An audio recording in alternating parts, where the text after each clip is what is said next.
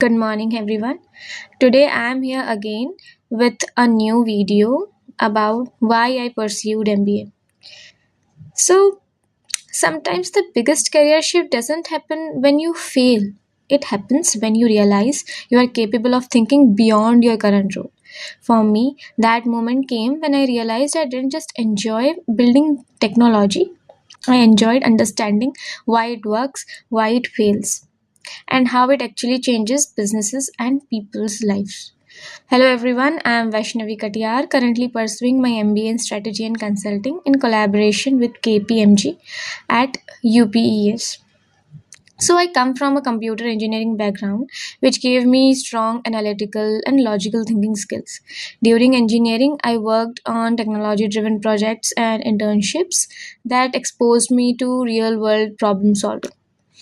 Then I worked at two organizations and companies. Firstly, it was Bizacan, where I developed a geospatial food delivery application that used mapping technology to connect users with dietitians. Then at Rising Tech Solutions Private Limited, I worked on improving a CRM system where performance optimization directly contributed to better user efficiency and higher sale conversions. Then I also worked for NGOs like Muskurat Foundation and Commodate Foundation, where I learned how storytelling or data and communication together can drive crowdfunding and education impact.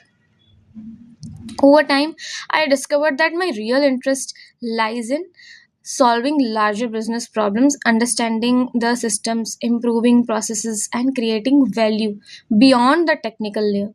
My long term goal is to become a technology consultant, someone who can bridge the gap between technical terms and business leaders.